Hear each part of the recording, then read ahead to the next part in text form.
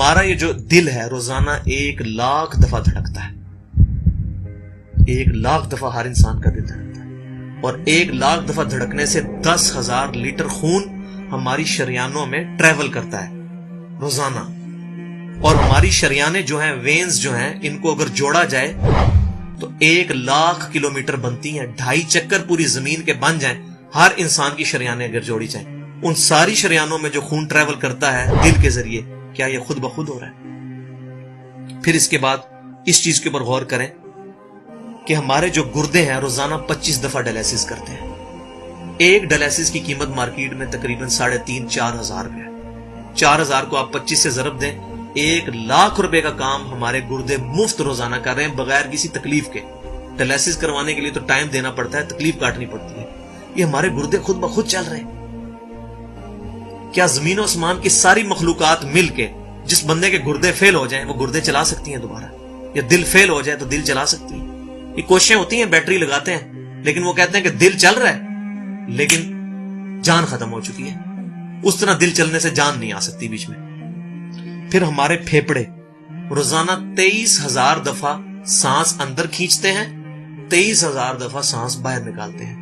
اور جو سانس اندر کھینچتے ہیں, آکسیجن جو ابزارو کرتے ہیں, یہ آکسیجن پورے جسم کے ہر خلیے تک پہنچتی ہے.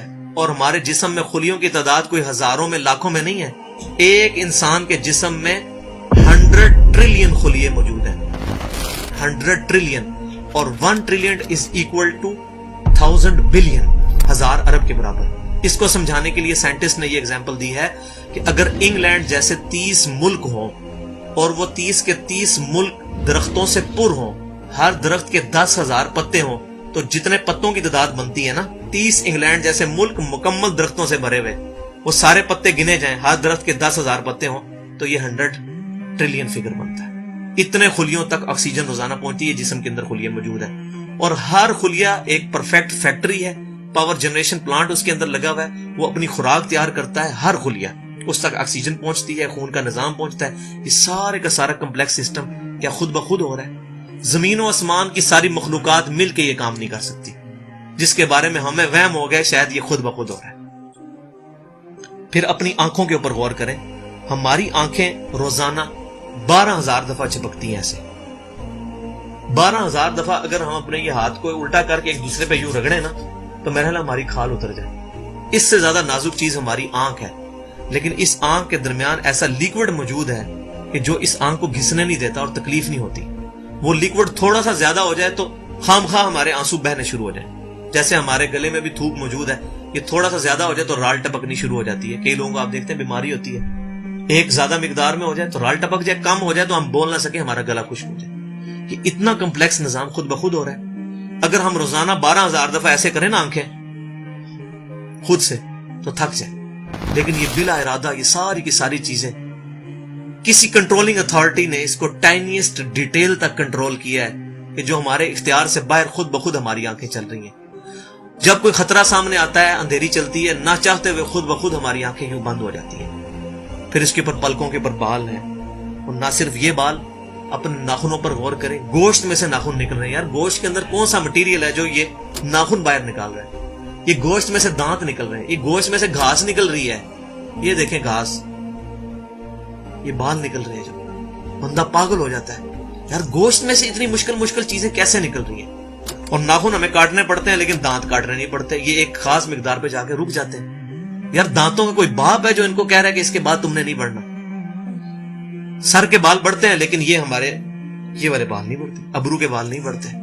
اس کو کون کنٹرول کر رہا ہے؟ یہ ساری کی ساری چیزیں کیا خود بخود ہو رہی ہیں؟ جو چیزیں بھائیوں کرنے سے نہیں ہو سکتی, انسان اپنی چیزیں خود کنٹرول نہیں کر سکتا, تو خود بخود وہ کیسے ہو رہی ہیں؟ اس سے بڑی تو بیوقوفی اور کوئی چیز نہیں.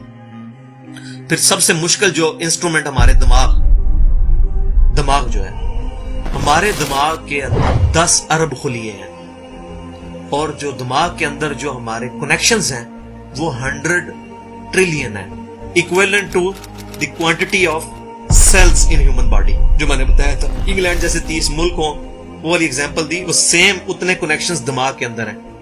ہمارے دماغ کے اندر 1 منٹ کے اندر 10 لاکھ چین ریئیکشنز ہوتے ہیں جن کی وجہ سے دماغ کام کرتا ہے. ایک کنیکشن بھی ان 100 ट्रिलियन कनेक्शन में से डिस्टर्ब हो जाए, हमारा दिमाग काम नहीं कर सकता। इतनी टाइनीस्ट डिटेल तक दिमाग को जो कंट्रोल किया है, ये क्या दिमाग खुद ब खुद अपने आप को कंट्रोल कर रहा है? जमीन और आसमान की सारी मखलूकात मिलके एक बंदे का दिमाग नहीं चला सकती अगर उसका दिमाग खराब हो जाए या कनेक्शन डिस्टर्ब हो जाए। ये अक्सर लोगों को ऐसा मसला होता है कि कहते हैं जी खून आ गया इसको और ये दिमाग जो है इसकी शरियान फट गई, ये हो गया।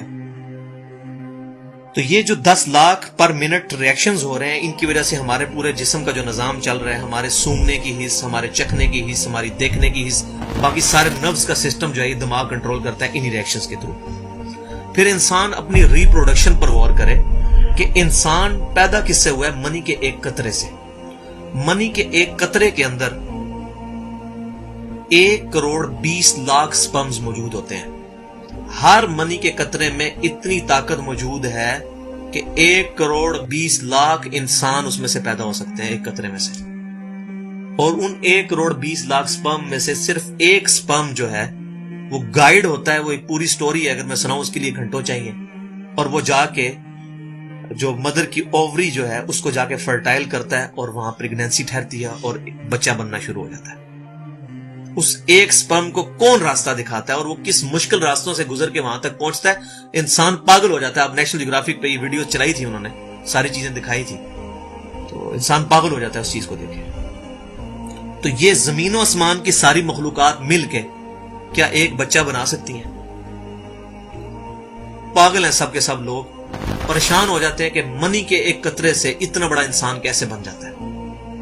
उस मनी के कतरे में तो कोई ऐसी चीज नहीं है जिससे आंख का ढेला बन जाए और उसके पीछे शीशा लग जाए। उसमें तो कोई ऐसी चीज मौजूद नहीं कि ये बाल जैसा मटेरियल निकल आए। फिर वो सारी की सारी चीजें इतनी परफेक्ट हार्मनी में बन के बाहर आती हैं पूरे सिस्टम के तहत। ये कैसे हो रहा है? जो काम जमीन और आसमान की सारी मखलूकात मिलके नहीं कर सकती, वो खुद ब खुद कैसे हो सकता है?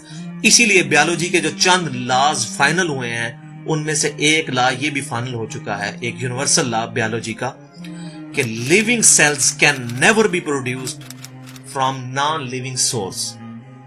जिंदा जो खुलिये हैं, जिंदा चीज कभी भी मुर्दा चीज से नहीं बनाई जा सकती। जिंदा चीज से ही बनेगी, जिंदगी में से ही जिंदगी बन सकती है। अब खून, दुनिया के सारे केमिकल्स जोड़ लिए जाए, खून नहीं बन सकता। जिंदा बंदे का खून ही उस दूसरे बंदे को लगता है, क्यों कि लिविंग सेल्स है। तो ये बायोलॉजी का लॉ जो है ये फाइनल हो चुका है। तो अब तक जितनी मैंने डिस्कशन की, ये वो तमाम डिस्कशंस हैं जो आम इंसान, इसमें से मेजॉरिटी चीजें ऐसी हैं कि जो आम इंसान, चाहे आज का इंसान है चाहे 1000 साल पहले का इंसान है, वो इन सारी चीजों को ऑब्जर्व करके एक सुपर कंट्रोलिंग अथॉरिटी तक पहुंच सकता है, और वो अथॉरिटी है अल्लाह।